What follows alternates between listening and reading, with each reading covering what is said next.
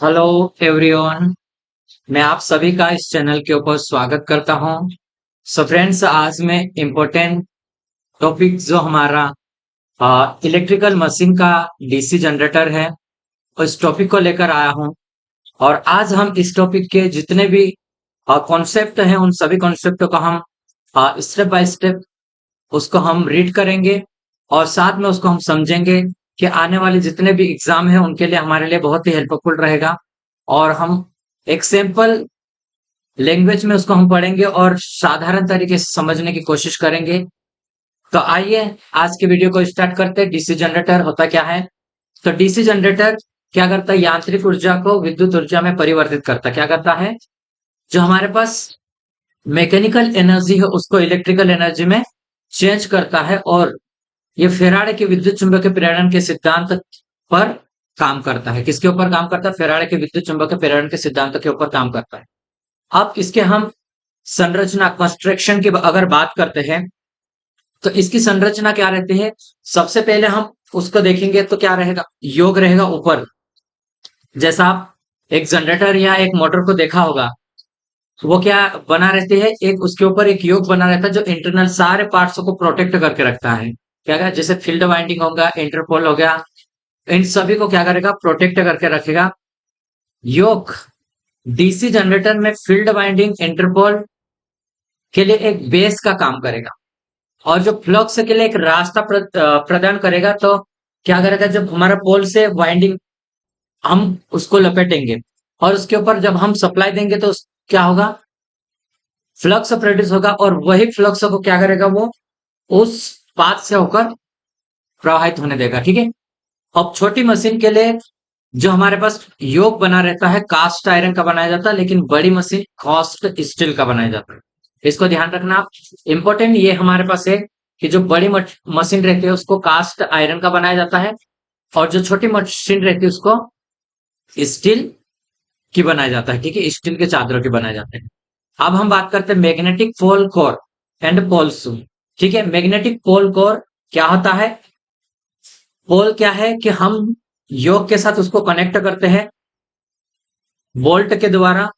ठीक है, योग के साथ कस दिया जाता है और उसके ऊपर हम फील्ड वाइंडिंग को वाइंडिंग करते हैं। ठीक है। पोल शू का कार्य रहता है वाइंडिंग को उसमें बनाए रखना ताकि वो उससे बाहर ना निकले। इस प्रकार से जैसे हमारे पास रहेगा ये योग है, तो यहाँ पर इस तरह से ये रहेगा, ये शू इस तरह से रहता है और यहाँ पे वाइंडिंग होगी। ठीक है, ये इस तरह से पूरा रहेगा। ठीक है, वाइंडिंग को लपेटा जाता है और ये किसका बनाया जाता है? सिलिकॉन स्टील का बनाया जाता है और पोल शूज में काम करता है कि फ्लक्स को फैलाने का काम करेगा। ठीक है। आर्मेचर कोर की अगर हम बात करते हैं तो ये डीसी जनरेटर में क्या होता है? घूमने वाला भाग रहता है, रोटेटिंग पार्ट रहता है जो सिलिकॉन स्टील की बनाया जाता है और सिलेंड्रिकल टाइप का रहता है। ठीक है, वृत्ताकार और पत्तियों का। ठीक है, पत्तियों को काट कर और उसके बीच में लेमिनेटेड करते हैं हम। और उस पत्तियों के बीच कि अगर आपको पूछेगा कि कितना रहता है तो 0.3 से 0.5 mm का रहता है।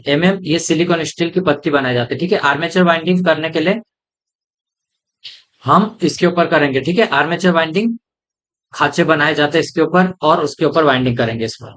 ठीक है, आप देखो, ध्यान देना है अभी। ये हमारे पास आर्मेचर इस तरह से, अगर हम इसको डायग्राम बनाकर अगर देखेंगे, जैसे ये वाला पार्ट हमारे पास कौन सा होगा? ये योग हो गया।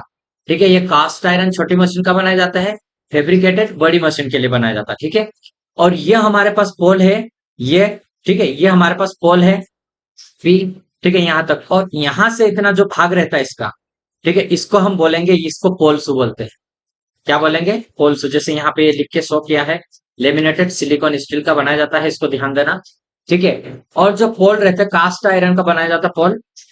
कास्ट आयरन का इसलिए बनाता है क्योंकि हम वहां पर क्या होता है कि फ्लक्स इजिली प्रोवाइड होता है। ठीक है, ये हमारे पास जैसे यहाँ पे फ्लक्स प्रोड्यूस होगा तो ये अलग ये रास्ता प्रोड्यूस होगा। ठीक है, यहां से होकर ये फ्लक्स जाएगा, ये फ्लक्स यहाँ से होकर जा रहा है, ये अलग, और ये पूरा एक भाग बनाएगा। ठीक है, ये एन है तो ये एस हो जाएगा। इसको भी हमें ध्यान रखना है कि किस तरह से ये फ्लक्स प्रोड्यूस होगा यहाँ पे। ठीक है, तो ये एक प्रकार से हम इसको देख रहे हैं डायग्राम में कि इस प्रकार से ये बनता है पूरा। ये हमारे पास हो गया आर्मेचर, जो भी लेमिनेटेड कोर स्टील का बनाया जाता है। और ये कम्यूटेटर रहता है। ये क्या है? कम्यूटेटर है। ठीक है, ये इसको ध्यान देना है, ये कम्यूटेटर है, कम्यूटेटर सेगमेंट। ठीक है, आई थिंक आपको प्रॉपर दिख नहीं रहा होगा, तो मैं इसका हाईलाइट करके बताऊंगा। ये है कम्यूटेटर हमारे पास। ठीक है, और ये सॉफ्ट रहेगा। क्या होगा ये? सॉफ्ट इसको बोलेंगे हम। ठीक है, इसको बोलते हैं सॉफ्ट। ठीक, तो ये हमारे पास था। फील्ड वाइंडिंग कॉपर कंडक्टर के बनाए जाते हैं, फील्ड वाइंडिंग। और आर्मेचर वाइंडिंग हमेशा ये भी कॉपर के मोटे कंडक्टर के बनाए जाते हैं। ठीक है, इसको ध्यान रखना। कुछ इंपॉर्टेंट पॉइंट को देखेंगे अभी हम इसमें। तो जनरेटर के कोर में आर्मेचर घूमने की दिशा कैसी रहता है? रोटेटिंग एंटी क्लॉकवाइज वामावर्त रखे जाते हैं। किसी जनरेटर में जो आर्मेचर के घूमने की दिशा हम कैसे रखते हैं? रोटेटिंग एंटी क्लॉकवाइज रखी जाती है। जबकि मोटर के केस में आर्मेचर के घूमने की दिशा क्लॉकवाइज रखी जाती है। ठीक है, इसको ध्यान रखना। जनरेटर के केस में कैसे रखा जाता है? एंटी क्लॉकवाइज रखी जाती है। जबकि मोटर के केस में आर्मेचर की घूमने की दिशा क्लॉकवाइज। इस तरह से इसमें क्या होगा? ये क्लॉकवाइज ऐसी जाएगी घड़ी की दिशा में, इस तरह से। और मोटर के केस में क्या होगा? ये इसके ऑपोजिट चलेगी। ठीक है, तो इसको ध्यान रखना। डीसी मशीन में फील्ड वाइंडिंग को स्टेटर में और आर्मेचर वाइंडिंग को बेलनाकार रोटर में की जाती है। उसको आर्मेचर क्या है? घूमने वाला पार्ट है, और फील्ड वाइंडिंग एक स्टेशनरी पार्ट है। ठीक है, कम्यूटेटर, कम्यूटेटर क्या होता है? कम्यूटेटर कार्बन ब्रश द्वारा क्या करेगा? कार्बन ब्रश के द्वारा जनरेटर में आर्मेचर से क्या करेगा? बाहर सप्लाई देगा, वो करंट को बाहर प्रदान करता हो। कम्यूटेटर क्या करेगा कि आर्मेचर से पहले कनेक्शन करेंगे हम उसका, तो क्या होगा कि वहां से वो सप्लाई को लेगा। फिर हम कम्यूटेटर से, कम्यूटेटर एक घूमने वाला पार्ट रहेगा, उसके ऊपर हम ऐसे ब्रश लगाएंगे। वो ब्रश एक क्या होगा? सॉफ्ट रहते हैं, तो इस कारण से वो पूरे घिसते नहीं, और स्पार्किंग भी उसमें कम रहता है। इस कारण से हम कार्बन का यूज करते हैं उसमें। तो पूरे कम्यूटेटर घूमेगा, लेकिन हमारा ब्रश नहीं घूमेगा, और वहां से करंट को कलेक्ट करेगा और बाहर सप्लाई को देगा वो। ठीक है, आप ब्रश की बात करेंगे। ब्रश कार्बन को, कार्बन ब्रश के बने रहते हैं और उसको होल्डर में रखते हैं। ठीक है, और कार्बन ब्रश का कम्यूटेटर के साथ स्ट्रॉन्ग कनेक्ट बनाए रखता है। कैसा स्ट्रॉन्ग कनेक्ट बनाए रखता है? कार्बन ब्रश में कंपन, वाइब्रेशन, वो दोनों ऑसिलेशन को कम करता है। क्या करेगा? एक तो वाइब्रेशन को कम करेगा और ऑसिलेशन को कम करेगा। ये दोनों पॉइंट ध्यान रखना। कार्बन ब्रश में क्या होता है? वाइब्रेशन और ऑसिलेशन कम होता है। अब हम बात करते हैं ईएमएफ। ईएमएफ क्या होता है भाई? ईएमएफ देखो, हमें ध्यान देना है। ईएमएफ में एक जो फार्मूला होता है, क्या होगा? ई जी बराबर होता है flux Z P N N 60 into A आ जाएगा। ठीक है, तो देखो ये पोल हो गया, स्टेटर पोल में रखते हैं हम इसको। ये फ्लक्स है, ये स्पीड आरपीएम में हो जाएगी। और जेड चालकों में क्या होगा? खांचों में जो कंडक्टर रहेंगे उसको हम बोलेंगे जेड। जितने स्लॉट रहेंगे और कंडक्टर, अब मान लो यहाँ पे 10 स्लॉट है और कंडक्टर कितने हैं? 20 एक स्लॉट में प्रति खांचे में। तो यहाँ पे इसका हम गुना कर लेंगे। ये क्या होता है? आर्मेचर वाइंडिंग में कंडक्टर समांतर पाथ कहां पर है? ये ध्यान रखना, आर्मेचर वाइंडिंग के अंदर है। ठीक है, अलग अलग पाथ रहते हैं इसमें। ठीक है, जैसे एक ये दो, तो यहाँ से करंट पैरेलल में रहेगा, तो ये हमारे पास अलग अलग रहेगा। तो यहाँ करंट जाएगा, इसका भी करंट इधर पे मिल जाएगा। तो ये अलग अलग हमारे पास रहेगा इसमें। ठीक है, अब हम बात करेंगे फेराडे के विद्युत चुंबकीय नियम के अनुसार क्या होगा? प्रति चालक में अगर हम देखते हैं कि एक कंडक्टर के अंदर कितना ईएमएफ प्रोड्यूस होगा, तो क्या होगा? D five by D T. और कितना वहां पर कंडक्टर है भाई? वहां तो कितना होगा? एक होगा ना। तो ये फ्लक्स हमारे हो जाएगी पर पोल में, और 1/n ये ऊपर चला जाएगा। तो ये हमारे पास फ्लक्स पी एन एन, ये इतना हमारे पास क्या हो जाएगा? ये हमारे पास रहेगा, प्रति चालक में इतना प्रोड्यूस होगा। ठीक है, अब प्रति चालक में अगर हम देखेंगे इसमें, इस किस में निकाल के देखेंगे अभी हम इसको? सेकेंड में, 1 सेकेंड में। तो यहां पर P N and flux by 60, क्योंकि यह क्या हो रहा था हमारे पास? मिनट में था। ठीक है, तो यहाँ इसको हम सेकेंड में कर लिए। और टोटल कंडक्टर अगर हम सभी कंडक्टर में देखें तो यहाँ कंडक्टर का इंटू कर लेंगे, तो ये वाला हमारा पास क्या? ZPN5 60। अब पाथ, जितने पाथ रहेंगे भाई, जैसे उसमें क्या होता है, पाथ रहेंगे उतना अलग अलग बढ़ जाएगा वो भी। ठीक है, तो यहाँ ए आ जाएगा। ये पूरा की पूरा देखो समांतर पाथ, तो ये एक हमारे पास इस तरह से इक्वेशन पूरा बन जाएगा। जनरेटर में वोल्टेज इतना डेवलप होता है। लेकिन अब ए का मान अगर हम देखते हैं, वेव वाइंडिंग होता है और लेफ्ट वाइंडिंग होता है। ठीक है, तो वेव वाइंडिंग में हमारे पास क्या होता है? वेव में ए बराबर पी होता है, और लेफ्ट में क्या होता है हमारे पास? लेफ्ट में ए बराबर पी होता है और वेव में ए बराबर 2 होता है। ठीक है, इसको ध्यान रखना। वेव में और इसमें दोनों में, अगर वेव वाइंडिंग और लेफ्ट वाइंडिंग में दोनों में अगर सेम पोल रहे तो ये हमारे इसमें क्या रहेगा? समान वोल्टेज रहेगा। लेफ्ट वाइंडिंग में और वेव वाइंडिंग की तुलना में क्या होता है? देखो, वेव वाइंडिंग में लेफ्ट वाइंडिंग की तुलना में हाई वोल्टेज रहता है, करंट कम रहता है। इसको ध्यान रखना हमें। हाई करंट के लिए हम वेव वाइंडिंग का यूज करेंगे। ठीक है, किसका यूज करेंगे? हाई करंट के लिए हम लेफ्ट वाइंडिंग का यूज करेंगे, और हाई वोल्टेज के लिए वेव वाइंडिंग का यूज करेंगे। ठीक है, देखो अभी क्वेश्चन को देखते हैं। अब इसमें हम 6 पोल डीसी जनरेटर में आर्मेचर खांचे कितने हैं? पोल तो कितने? देखो यहाँ पे अगर हम गिवन डाटा लिखते हैं, इसमें ध्यान देना, इसमें डाटा पहले इसमें लिखेंगे। तो भाई होता है यहाँ पे पी का मान, पी बराबर कितना है यहाँ पे? 6। और जनरेटर में खांचों की संख्या, तो जेड बराबर 90। ये खांचे इतने हैं। अब कंडक्टर कितने हैं? खांचे में 8 कंडक्टर है। कितने हैं? 8 कंडक्टर पर खांचे में रहेगा इसका। तो ये इसको भी ध्यान रखना। इसकी कितना हो जाएगा? 8 9 की 72, तो 720 आ जाएगा। ठीक है, अब आर्मेचर की स्पीड की बात करेंगे, तो एन बराबर कितना है यहाँ पे? एन बराबर 1000 आरपीएम होगा। कितना है? 1000 आरपीएम हो जाएगा। और नेक्स्ट, 1 मिनट, कहाँ है? फ्लक्स प्रति पोल। तो फ्लक्स का मान देखते हैं। फ्लक्स बराबर कितना है? तो यहां पर हो जाएगा 40 मिली वेबर। ठीक है, अब हमें इसमें लेफ्ट वाइंडिंग में क्या करना है और वेव वाइंडिंग, दोनों की कंडीशन में हमें निकालना है। ठीक है, तो देखो अब इसमें मान रख लेते हैं। अब हम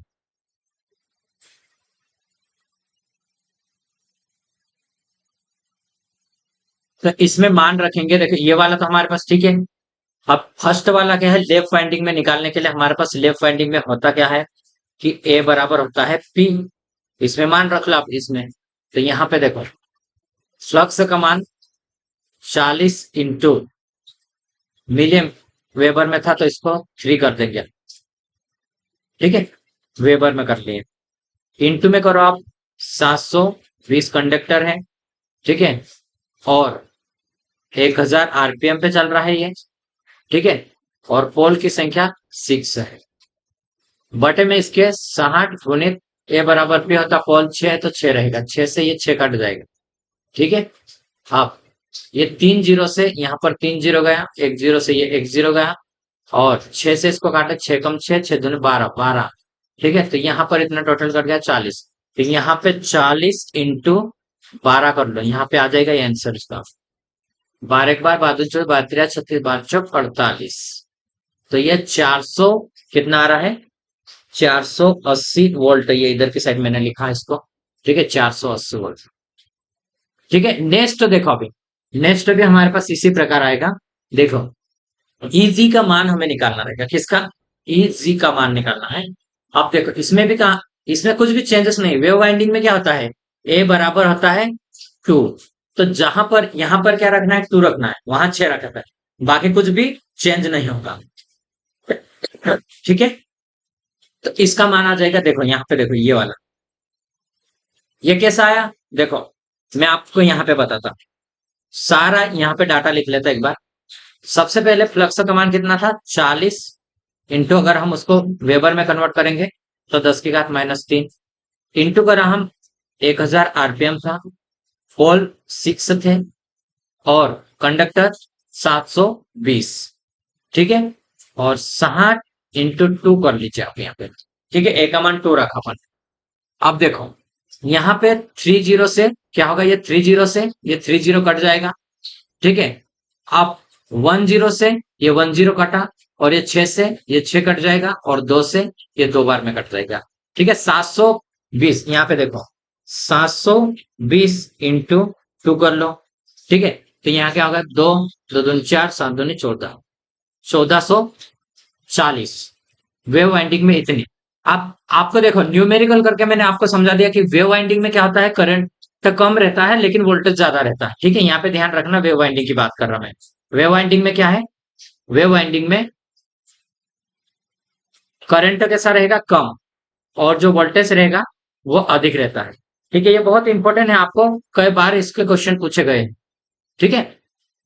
और लेफ्ट वाइंडिंग की अगर मैं बात करूंगा, लेफ्ट वाइंडिंग में ए बराबर पी होता है, और यहां पर वोल्टेज का मान कैसा रहता है, कम रहता है, और करंट का मान अधिक रहता है, ठीक है। ये ध्यान रखना है आपको, बहुत ही इंपॉर्टेंट है ये। आप शॉर्टकट विधि के द्वारा, अब ये क्या है, शॉर्टकट विधि में देख रहा है ये, ठीक है। शॉर्टकट विधि में कुछ देखने की ऐसे कोई जरूरत नहीं है वैसे, कि आप उसी मेथड से कर लीजिए, आप इजीली बना पाओगे, ठीक है। आगे भी अगर हम क्वेश्चन को देखते हैं, एक दो क्वेश्चन और देख लेते हैं। एक लेफ्ट वाउंड कैसा है, लेफ्ट वाउंड है डीसी जनरेटर जिसमें 80 खांचे, ठीक है। 80 खांचे हैं, और प्रत्येक खांचे में कितना है, यहाँ पे 10 कंडक्टर दिया है। कितना दिया है, 10 कंडक्टर का मान दिया है, तो इसको ध्यान रखना। और इसकी स्पीड की बात करें तो 1000 है, और जनरेटिंग वोल्टेज इतना है इसका, और 220 वोल्ट के लिए जनरेटर स्पीड कितनी होनी चाहिए। भाई इसमें क्या बोला है, देखो ये हमारे पास ये फार्मूले आपको याद रहेगा ना, तो आप इससे कोई और नए फार्मूले बना सकते हैं। देखो यहाँ पे बात कर रहा है इतना वोल्टेज कितने स्पीड पे काम कर रहा है, ये कितने है, 400 वोल्ट 1000 आरपीएम पे है, आरपीएम, ठीक है। और E2 का मान दिया है 220 वोल्ट कितने स्पीड पे होगा, ठीक है। तो यहां पे करना है E1 बटे E2 बराबर N1 बटे N2, ठीक है। ये हमें करना है। अब N2 की स्पीड के पूछा है, ठीक है, तो इसको गुना करता हूं, तो N1 इंटू E2 कर लो, बटे में E1 करो, ठीक है। यहां पे अगर आप मान रख लोगे इसमें, ये वाला फार्मूले में, ठीक है, यहां पे अगर मान रख लोगे इसमें, तो आप बना लोगे इसको, ठीक है। इसमें मान रखता है N2, देखो ये N1 का मान कितना है, 1000 है, यहाँ पे मैंने रखा 1000, ठीक है। अब E2 का मान पूछा है, ठीक है। E2 का मान अगर मैं यहाँ पे रखता हूं, तो ये 220, ठीक है। और E1 का मान 400 है यहाँ पे। तो भाई सबसे पहले हम क्या करेंगे, ये 0 से 1 तो ये काट दो, ये 0 से ये काट दो। अब 2 से इसको काटो तो कम दो, 2 कम दो, 2 दूनी 4, ये 2 से, तो इसको काटेंगे 50, कितना आ रहा है, 1 मिनट यहाँ पे मैं लिख लेता, इधर नहीं दिख रहा होगा। 50 इंटू क्या करना है हमें, 11 करना है, ठीक है। अगर इसको तो ये 55 आ जाएगा, 550 आ जाएगा, कितना आ रहा, 550 आरपीएम पे अगर वो वर्क करेगा, तो ये हमारे पास 220 वोल्ट प्रोड्यूस होगा, ठीक है। नेक्स्ट क्वेश्चन देखते हैं अभी एक समान ईएमएफ उत्पन्न करने के लिए वेव वाउंड जनरेटर की स्पीड क्या होनी चाहिए, क्या है, एक समान ईएमएफ इंड्यूस्ड ईएमएफ प्रोड्यूस करने के लिए वेव वाइंडिंग जनरेटर की स्पीड क्या होनी चाहिए, जबकि लेफ्ट वाउंड जनरेटर की स्पीड कितनी है, 1000 आरपीएम, तो पोलों की संख्या 8 है, ठीक है। इसको ध्यान रखो। इसको कैसे करेंगे अभी देखो, सबसे पहले एन किसमें, वेव वाइंडिंग में, बटे में करेंगे एन लेफ्ट वाइंडिंग में, ठीक है। तो इसमें क्या होता है, 2, और इसमें पी होता है, ठीक है। ये हमें ध्यान रखना है। आप देखो यहां पर अगर एन वेव वाइंडिंग में अगर हम निकालेंगे, तो यहां पे हो जाएगा हमारे पास 2/4, पी इंटू में क्या होगा, स्पीड लेफ्ट वाइंडिंग की, किसकी होगी, लेफ्ट वाइंडिंग की। अब देखो लेफ्ट वाइंडिंग की स्पीड हमें दी है 2 बटे कितना, पोल कितना दिया है 8, और इसकी स्पीड कितनी दी है 1000। 2 से 4 बार में ये कट जाएगा, और इसको 4 से काटो, 4 दूनी 8, और यहाँ बचेगा 10, 4 पंजे 20। तो ये हमारे पास आ जाएगा, कितना आ रहा है स्पीड, वेव वाइंडिंग की स्पीड 250 होगी। तो हमारे पास क्या होगा, दोनों जनरेटर में समान वोल्टेज उत्पन्न करने के लिए वेव को 250 आरपीएम और लैप को 1000 आरपीएम पर रन कराना होगा, तो हमारे पास समान वोल्टेज प्रोड्यूस होगा। ये हमें ध्यान रखना है भाई, वेव वाइंडिंग की स्पीड बटे हम क्या कर रहे हैं, लैप वाइंडिंग की स्पीड बराबर में जो होता है हमारे पास पोल्स, ठीक है, पाथ। तो ये हमें ध्यान रखना है। अब इंपॉर्टेंट पॉइंट को देख लेते हैं। जनरेटर में डायनेमिक इंड्यूस्ड ईएमएफ बनता है, जबकि अल्टरनेटर में क्या आता है, स्टैटिकली इंड्यूस्ड ईएमएफ। क्या है, जनरेटर में डायनेमिक इंड्यूस्ड ईएमएफ बनता है, यानी कि प्रोड्यूस होता है, जबकि अल्टरनेटर में स्टैटिकली इंड्यूस्ड ईएमएफ प्रोड्यूस होता है। ठीक है, डीसी मशीन में कम्यूटेटर क्या करता है, एसी को डीसी में कन्वर्ट करता है और डीसी को एसी में कन्वर्ट करता है। ठीक है, जनरेटर के केस में क्या होगा, एसी को डीसी में कन्वर्ट करेगा, मोटर के केस में डीसी सप्लाई देंगे तो डीसी को एसी में कन्वर्ट करेगा। ठीक है, ये ध्यान रखना। ठीक, ये किस केस में है, जनरेटर में है, ये मोटर के केस में।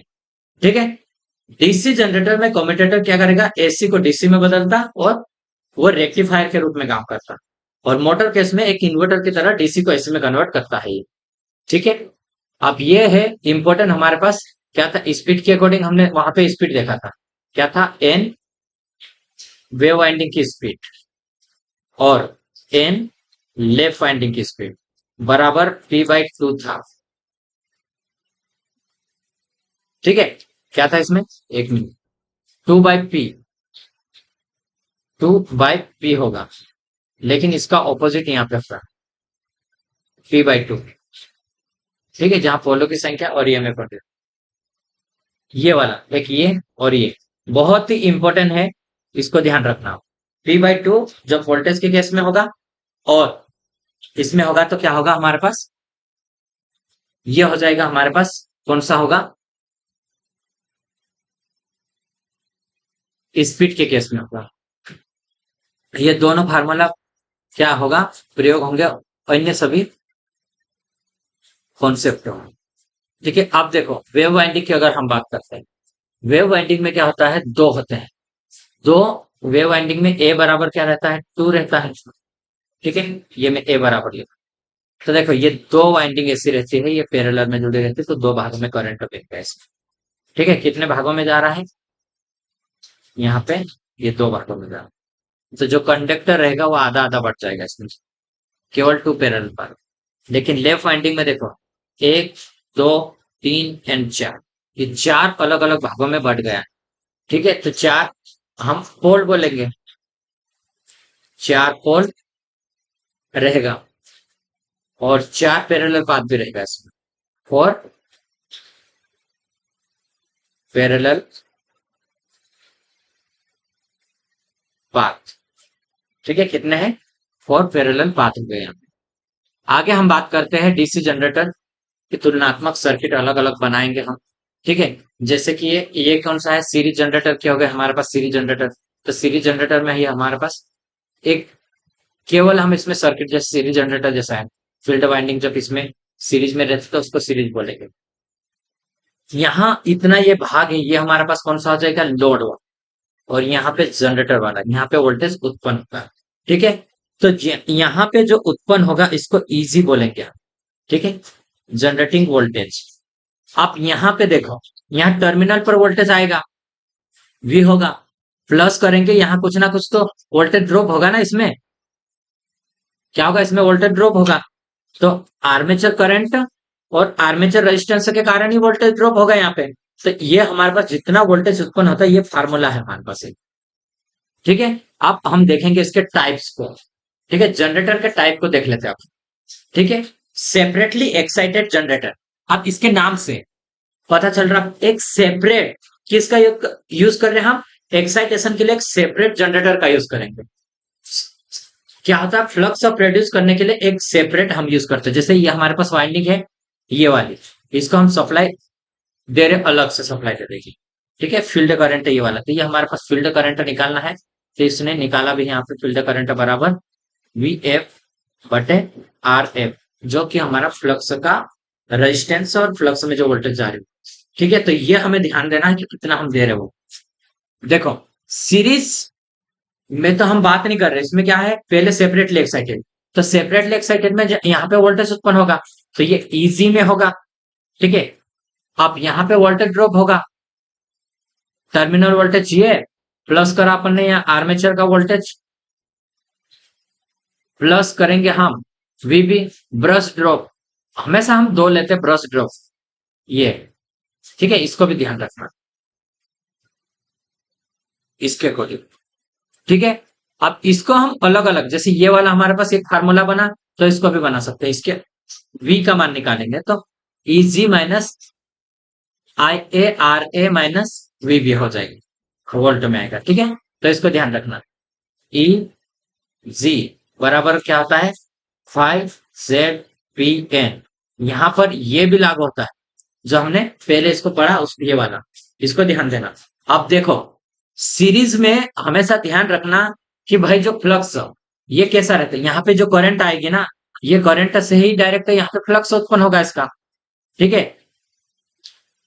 तो इसको ध्यान देना भाई कि आर्मेचर के डायरेक्टली प्रोपोर्शनल में फ्लक्स यहाँ पे रहेगा, और अगर हम बात करेंगे तो जो सप्लाई दे रहे हैं हम फ्लक्स, उसके डायरेक्टली प्रोपोर्शनल है।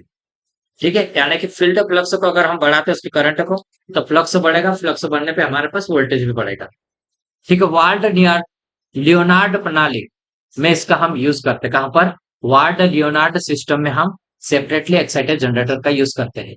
अब सेल्फ एक्साइटेशन जनरेटर मतलब सेल्फ ऐसा होता है, सेल्फ एक्साइटेशन जनरेटर उसको बोलते हैं हम कि जिसमें क्या हो रहा है भाई कि वो खुद का, जैसे हम रोटेट कराएंगे, प्राइम मूवर को घुमाएंगे, तो उसका रेसिडुअल मैग्नेट रहता है कुछ ना कुछ, वो घुमाएंगे तो वो कुछ मैग्नेट को कट करेगा, तो आर्मेचर में क्या होगा, ईएमएफ प्रोड्यूस हो जाएगा, वो वही सप्लाई करके क्या किसको देगा, फील्ड वाइंडिंग को सप्लाई देगा। ठीक है, ये श्रेणी, जैसे श्रेणी में इसलिए बोलते हैं जैसे ये आर्मेचर है हमारे पास, और यहाँ पर हम क्या कर रहे हैं, इसके सीरीज में डायरेक्टली वाइंडिंग कनेक्शन करेंगे, तो जो आर्मेचर की करंट रहेगी वही हमारे पास सीरीज में ये करंट है, क्या है, आई बराबर सीरीज करंट बराबर आर्मेचर की करंट। ठीक है, अब देखो यहां पे जो वोल्टेज उत्पन्न होगा, ये वोल्टेज कितना रहेगा, ये टर्मिनल प्लस में यहाँ पे वोल्टेज ड्रॉप होगा। ठीक है, और ये आर्मेचर में भी कुछ ना कुछ ड्रॉप होगा इसमें, तो यहाँ पे देखो ये आर्मेचर में वोल्टेज ड्रॉप हो जाएगा। ठीक है, टर्मिनल वोल्टेज अगर निकालना है तो क्या करेंगे हम, इंड्यूस्ड ईएमएफ जो आर्मेचर में उत्पन्न होगा उसको माइनस कर लेंगे, किससे, आर्मेचर में जो वोल्टेज ड्रॉप होगा वो, उसके बाद फील्ड में भी कुछ ना कुछ होगा। ठीक है, तो इसको भी हम माइनस कर लेंगे, तो इसमें अगर आर्मेचर करंट अगर ये कॉमन लेते हैं तो यहाँ पे ये बाहर आ जाएगा, आर्मेचर रेजिस्टेंस और सीरीज रेजिस्टेंस दोनों ऐड हो जाएगा इसको। ठीक है, दोनों क्या होगा, ऐड होगा। तो ये हमारे पास एक ये फार्मूला इससे बनता है, इसको ध्यान देना। इसके द्वारा इसको भी फार्मूला हम बना सकते हैं, ये वाला कैसा बना है ये, देखो इजी है हमारे पास, और इधर हम इसको ले आएंगे तो ये माइनस में आ जाएगा, और यहाँ पे क्या करा हमने, इसको निकाल लेते हैं बटे में आर्मेचर करंट, और ये आर्मेचर करंट निकालने के आर्मेचर रेजिस्टेंस, और क्या करेंगे हम सीरीज रेजिस्टेंस का जोड़ के हम क्या करेंगे दोनों के बीच में, जैसे इंड्यूस्ड ईएमएफ और टर्मिनल वोल्टेज दोनों के बीच में माइनस करेंगे तो हमारे पास ये आ जाएगा आर्मेचर करंट। ठीक है, और इसका यूज कहां पे करते हैं, बूस्टर के रूप में इसके यूज करते हैं। ठीक है, नेक्स्ट है हमारे पास संट कुंडली, क्या होता है, संट कुंडलित जनरेटर। तो यहां पर देखो इसको कैसे करेंगे हम देख लें, यहां पे इसको देखना है हमें, तो संट में देखो ये वाइंडिंग हमने, ये आर्मेचर है हमारे पास, ये आर्मेचर है। ठीक है, और ये आर्मेचर का रेजिस्टेंस हमने रिप्रेजेंट करा, और यहां से जो आर्मेचर करंट जाएगी ये आर्मेचर करंट ये यहाँ पे शंट में भी चले जाएगी। तो ये शंट में क्या होगा कि शंट एक अपना खुद का फ्लक्स प्रोड्यूस करेगा इसके द्वारा। तो जो फ्लक्स प्रोड्यूस होता है ये directly proportional of shunt correct होगा। ठीक है, और यहाँ से एक इधर भी जाएगी। तो शंट का जो आर्मेचर करंट है ये वाला करंट है, ये इधर और इधर दोनों जगह जा रहा था, ये हमारे पास एड हो जाएगा इसका। ठीक है, अब शंट करंट निकालना रहता तो हम क्या करेंगे, जो वोल्टेज ये वाला वोल्टेज यहाँ के, क्योंकि यहाँ के बीच में कोई रेजिस्टेंस नहीं है ये, तो यहाँ पे इसको वोल्टेज को मानेंगे हम, और V बाई शंट का रेजिस्टेंस कर। ठीक है, शंट करंट निकालना है। अब यहाँ पे देखो, अगर ये टर्मिनल वोल्टेज निकालना है हमें, ये वाला टर्मिनल वोल्टेज, ठीक है, तो इसको हम कैसे निकालेंगे, तो ये निकाल लेंगे हम इसमें। देखो, टर्मिनल वोल्टेज बराबर यहाँ पे जो आर्मेचर में जितना वोल्टेज उत्पन्न होगा Eg, ठीक है, ये तो उत्पन्न हो रहा, किसी भी प्रकार का लॉसेस नहीं है। उसके बाद हम क्या करेगा, लॉस को माइनस कर देंगे उसको। ठीक है, आर्मेचर में ये लॉसेस होंगे उसको माइनस करेंगे हम उसको, और ब्रश ड्रॉप को माइनस करेंगे उसको। तो ये हमारे पास आ जाएगा total terminal voltage.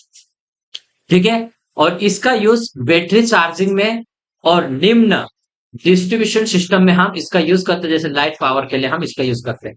Shunt winding का रेजिस्टेंस सीरीज वाइंडिंग के रेजिस्टेंस से अधिक रखा जाता है। किसका, संट वाइंडिंग का रेजिस्टेंस जो सीरीज वाइंडिंग का रेजिस्टेंस रहेगा उससे हम अधिक रखें। ठीक है,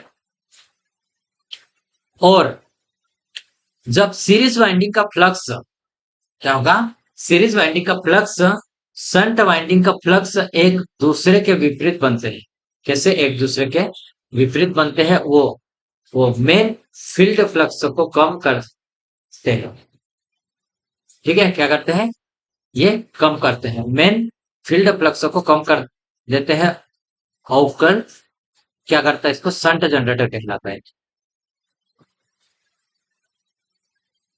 नेक्स्ट देखो, शॉर्ट संट जनरेटर क्या होता है, 1 सेकेंड, कुछ हमने गलत रीड किया था इसमें,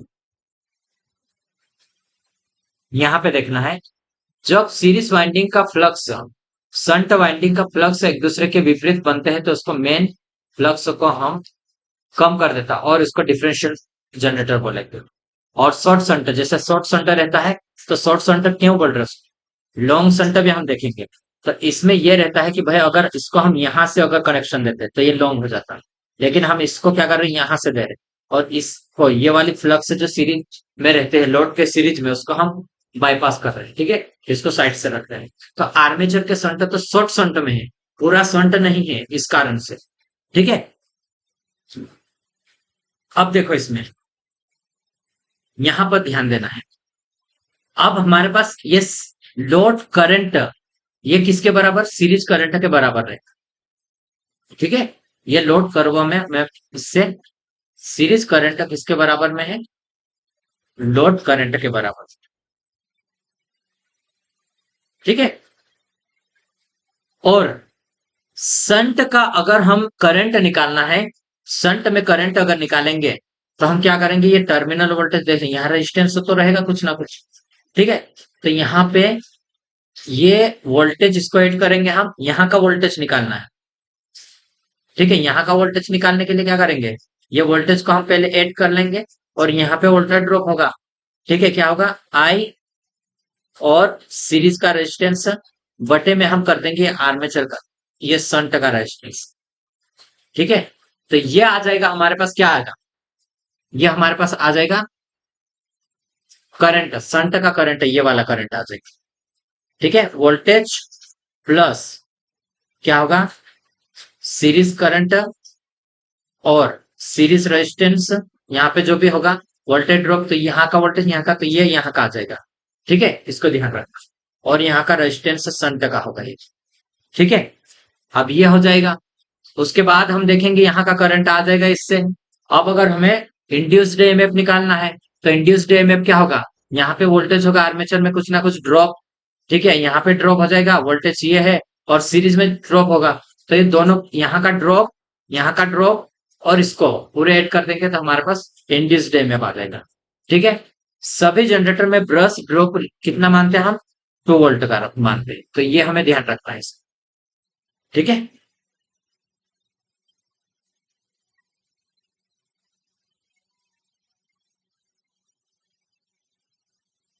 चलो आगे बढ़ते हैं अब यहाँ। एक संट का क्या, शॉर्ट संट, लघु संट क्या होता है? शॉर्ट संट जनरेटर कंपाउंड क्या है? कंपाउंड और पूर्ण लोड करंट कितना है यहाँ पे? 80 एम्पियर। कितना है यहाँ पे? 80 एम्पियर है। इसको ध्यान देना, 80 एम्पियर है यहाँ पे। और जैसे हम इसको देखेंगे, 80 एम्पियर और आर्मेचर प्रतिरोध हमारे पास इतना है। ठीक है, कितना है? 0.05 है। और शंट प्रतिरोध हमारे पास 95 है। और श्रेणी प्रतिरोध ये हमारे पास हो गया 0.02 ओम। तो आर्मेचर इंड्यूस्ड ईएमएफ की गणना कीजिए और लोड हमारे पास इतना है। ठीक है, देख भाई यहाँ पे मैं आपको बताता हूं, ये गिवन डाटा है। क्या है? गिवन डाटा इतना दिया है। आउटपुट वोल्टेज ये है, आर्मेचर का रेजिस्टेंस ये हमारे पास रहेगा। ठीक है, आर्मेचर का रेजिस्टेंस ये रहेगा हमारे पास, और सीरीज में ये रहेगा हमारे पास 0.02 ओम, और ये हमारे पास रहेगा 95 ओम। और आई एल कितना है हमारे पास? ये हमारे पास, और लोड करंट है ये हमारे पास। तो संट कंपाउंड जनरेटर की अगर हम बात करेंगे तो ये संट ये हमारे पास रहेगा। ठीक है, तो देखो यहाँ पर रेजिस्टेंस दिया है, यहाँ पर भी रेजिस्टेंस दिया है, और ये टोटल 80 एम्पियर इधर बाहर जा रहा है। ठीक है, 80 और इसका गुना कर लो आप पहले। किसका? वोल्टेज यहाँ का निकालना है, यहाँ का। तो यहाँ पे कैसे करोगे? 1 सेकेंड, मेरे पास एक फोन आता है। हेलो, हाँ कौन? हाँ हाँ, तो आप कहाँ हो?